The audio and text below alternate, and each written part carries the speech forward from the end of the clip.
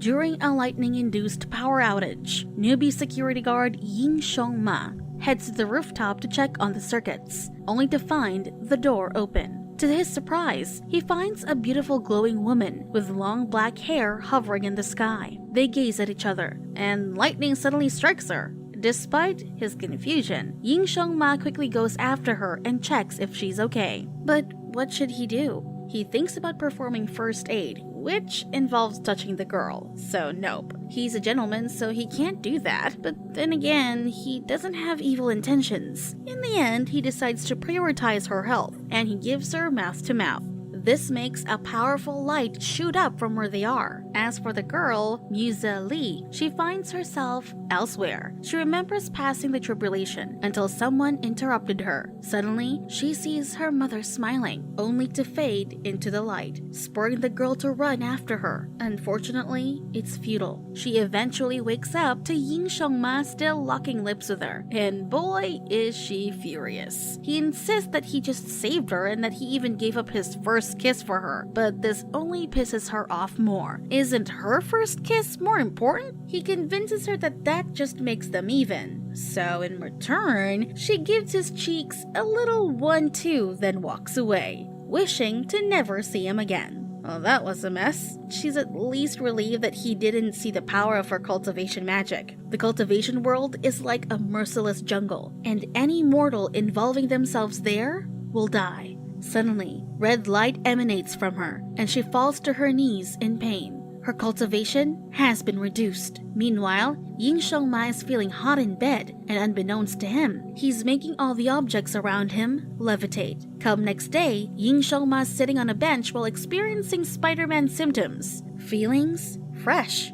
Eyesight? 10/10. In fact, his eyesight's so good that he can see the provocative billboard from a very distant skyscraper. What's that about great powers and responsibilities? Just then, he spots his so-called violent girl walking past a super rich guy who clearly has the hots for her. She ignores him at first, but when he tells her that he booked the entire cinema so they can watch this seduction movie together, Musa blushes. She's interested in that movie, but she has classes. Ying Shong-ma is stumped. How can a violent girl like her have admirers? Suddenly, a floating eye appears, watching him and his new powers. The observer messes with the billboard and has it drop on a girl below. While everyone's running away, Ying Shong-ma finds himself bolting straight towards the girl. He uses his powers, and an electric charge hurls the billboard away. After saving her, he passes out. The guy eventually wakes up, only to find himself tied to the bed. Musa Lee's there, and she's getting all up on him while strutting her stuff. As flustered as he is, he realizes that the violent girl's acting weirdly, so he quickly tells her to put some clothes on so they can talk slowly. Musa Lee's disappointed. Looks like the method she learned from the movie didn't work. She then gets up to button her shirt and reveals that they're here because she wants to get back what's supposed to be hers. Ying Shong-ma is stumped. He's just a security guard. Musa Lee brings up the girl, and she reveals that he used her powers to save her. With a little pose, she reveals that she's a cultivator, but that just has Ying Shong-ma thinking that she's a bit mental. Smiling, Musa Lee threateningly reveals her power and gives him two lovely choices. He can die under her black sky, or he can cultivate with her. The two are soon riding an elevator, where Ying Shong-ma is amazed by the city below. But Musa Lee says that all this is superficial. Some parts are full of darkness, and even she doesn't know what's going on there. He proposes cultivating their powers together to aid those in darkness, but she answers that it's not easy. As they stand on the edge of the building, she asks him if he wants to take the fast or steady route in training. He naively answers that he wants the fastest. In that case, she instructs him to jump off. This is because humans unlock their hidden potential when they face grave dangers. As long as there's a desire to live, it's guaranteed that he will awaken his powers. And if he fails, well, guess he'll just be headlines in tomorrow's news. Either way, she's certain he'll perish if he doesn't awaken his powers soon. If the fall doesn't kill him, other cultivators will. So he might as well try. Without much warning, Ying Shong-ma finds himself being thrown off the rooftop. Uh-oh. While falling, he tries his damnedest to have his own Shonen moment, but nothing's working. As he's beginning to tear up, Musa Lee catches up and grabs Ying Shong-ma. This is their life and death moment, she says. Somehow, this awakens something in Yin Shengma, and wings sprout on his back. He flies back up and declares they won't need a plane anymore. This causes Muzali to sprout her butterfly wings and slam him down on the roof. She reminds him there's a price to this, so he shouldn't get carried away. The modern cultivation world is like a forest that lacks resources. Cultivators are the starving beasts that reside there. If someone lights up a bonfire continuously, it will attract other cultivators' attention. Like the predators they are, they'd rather eliminate him than let him continue wasting resources. Muzali warns him that the next time he tries something like that, the other cultivators might answer. Somewhere, a powerful being senses the sudden fluctuation in energy. He orders Ru Yue to test the cause of the power fluctuation, and if he's weak, destroy him. Young Master can't believe what he's seeing. His beloved Muzali with a man. Worse, Muzali tells him she's tired because she and her Yin Shengma just came from a hotel. This makes Young Master grab for him, but Muzali slaps him away while saying that only she can beat her man. Later, Muzali discovers that Yin Shengma is using an ancient phone. She's so ashamed of how it looks that she hands him a new smartphone. This new one can handle WeChat, and that's where they'll be communicating. He better reply. Yin Shengma tears up in joy. On a more serious note, Yin Shengma asks her why she's not killing him if it's normal for cultivators to kill the weak ones. Simple. He has a lot of her power in him. If he dies, her power goes away as well. This power can only be transferred uniquely in her family. She wouldn't have allowed him to cultivate with her if this weren't the case. But then, Yin Shengma tries to tease her about cultivating that night. He plays it off and tries to leave, but she suddenly grabs his hand and dashes off. Slow down, Yin Shengma. You can hold hands first. Holding her hand makes Yin Shengma think that even in a cruel world, she still makes him feel warm.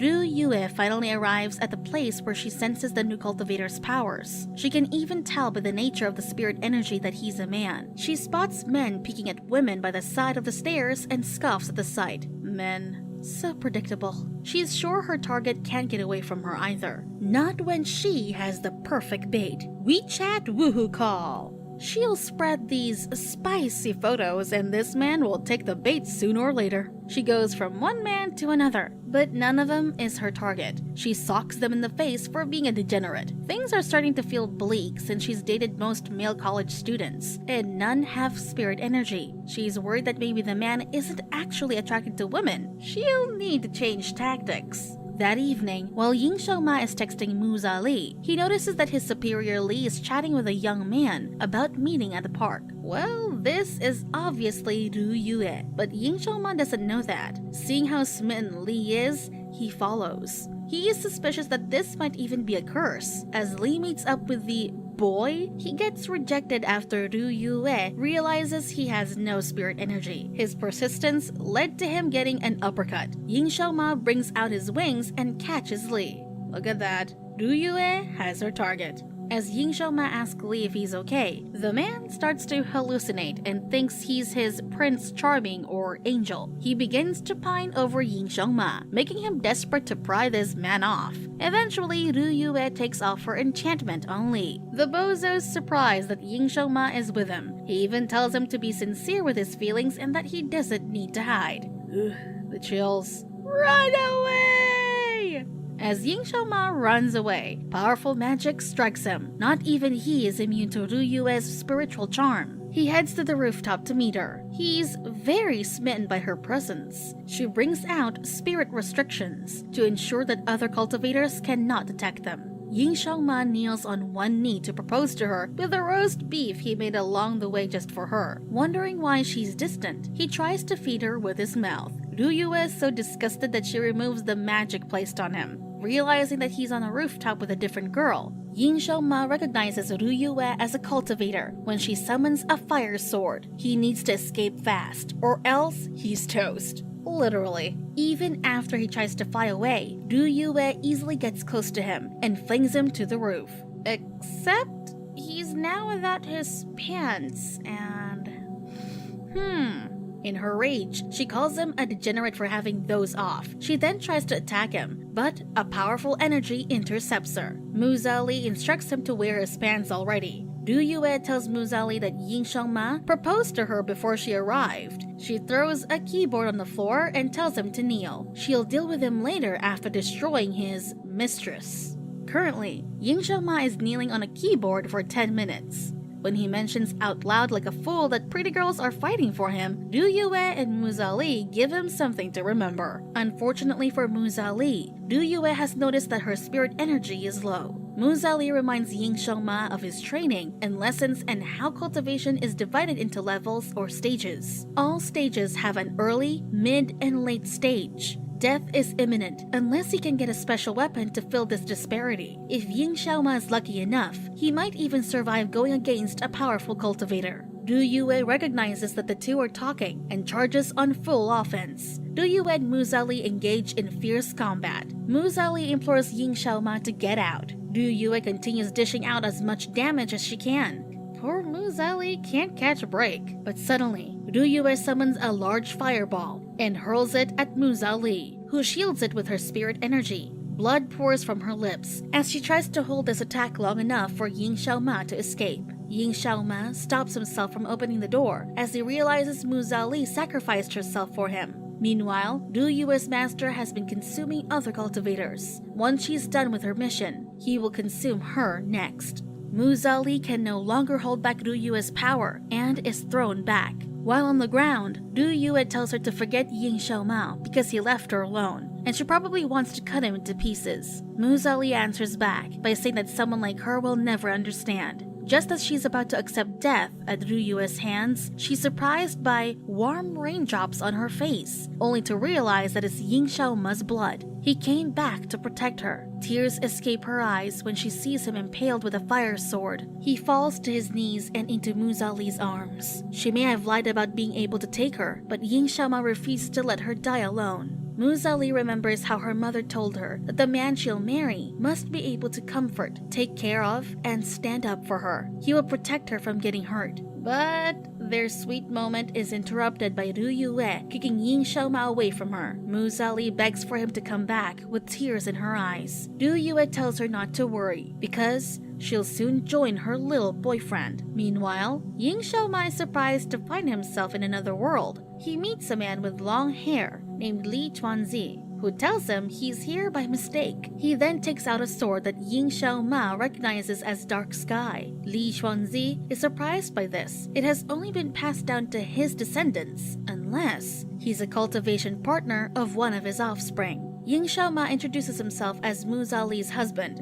Li Chuanzi knows that name, and now he's certain that this young man in front of him is his child's cultivation partner. He gives Ying Shengma his special fortune and points it out with his middle finger. Yeah, that's our father, all right. Li Xuanzi flings to him Huanshan beads, all 3 layers. He even left something special in the beads, but can only help with his current danger because his powers are limited. He reminds him that he will last for only a minute once he goes outside. He'll also get his power back once he gets out of there. But wait, how do you use the beads? Back in the material world, an immense power escapes Ying Shengma's body, throwing Du Yue back. Before them stands Ying Shengma with wings wide open, long black hair, and Muzali in his arms. Du Yue doesn't understand where this strong spirit power is coming from, and it grows rapidly as the time passes. She's certain she'll die if she fights him at this level. She wonders if he's actually stronger than her own master. She makes a desperate attempt and lashes out with her fire whip. With just a finger and the incantation, Shatter, Ying Shengma ruins it. She can't believe he can destroy her weapon with just a word. Seeing there is no way out, she decides to control her fate by choosing her manner of death. Du Yue throws herself off the building, only to be rescued by the same man she hunted. So what if you lost? So what? Ying Shengma tells her. If you lose, you can just run away. He then returns her safely to the rooftop, only to be pushed back. Du Yue yells at Ying Shengma that a weakling like him can't possibly know the world's cruelties. Muzali pulls him back by the ear as she advises him to let her be. On a more important note, how did he get that much power? Ying Shengma said that he just wanted to act cool and took the opportunity. Muzali is determined to get some answers, so she rents a room for the both of them. He claims that a god went down to show him the way. Muzali isn't buying it. Of course she isn't. If it's anything, he's a mystery to her. Him being able to absorb her energy isn't normal. She cracks her knuckles while approaching him. What? Special measures must be taken. Ying Xiaoma finds himself tied up, and Musa Li is just right there. She urges Ying Xiaoma to relax. Musa Li uses the co-cultivation method of the Li family. To do this, their lips must be pressed together. She tries to calm him down by narrating the process. She will let their energy spiral through their bodies. For Ying Xiaoma, this whole thing reminds him of the setting sun. He can see it all, even the memories buried deep in her. He opens his eyes and sees that he's on a field. He walks to the locked double doors nearby. The moment he touches it, light comes out. He sees a small Musa Li beside him before they're consumed by darkness. Meanwhile, Musa Li is trying to look for Ying Xiaoma. She will find him through this power. She comes across his consciousness but finds she can't move. The scene changes, and she sees her family all dead. As she cries, a man's behind her, drawing his sword. Ying Xiaoma is also in the same place but doesn't see Musa Li. He sees a woman and the man from earlier. He is asking her about the black sky. He then attacks the woman. Ying Xiaoma wakes up as Musa Li cries in her sleep. He thinks her past is sad and painful, but still, he'll protect her. When she wakes up, Ying Xiaoma asks about the man in her past. She states that he killed all her family in one night because of the black sky. However, she's determined to make him bleed and avenge her family as long as she has black sky. Ying Xiaoma asks about his level and if they can take him down together. The man's an early-stage nascent soul, the highest cultivation level a patriarch can get. Still, what embarrasses Musa Li is how they failed to take a hit from someone like Ru Yue. That means if they meet her family's killer, they'll die. Seeing her struggle, Ying Xiaoma approaches Musa Li and promises to be with her. After all, they're cultivation partners, right? Musa Li smooches him on the cheek for that. And just like that, Ying Xiaoma wants time to freeze so he can feel it for longer. As he's about to tell her something about his spirit power, Musa Li stops him. She's just glad to have felt that warmth again. She kicks him out soon after, so Ying Xiaoma returns to his dorm. But he lost the Hunshen beads. To make matters worse, Du Yu is waiting for him in his quarters. It started with a kiss. How did it end up like this? Ying Xiaoma is now involved in the cultivation world and its dangers. But as long as he's with his cultivator girlfriend, he probably doesn't mind. Subscribe to watch more videos like this, turn on notifications and leave a like to help the channel out. Thank you for watching.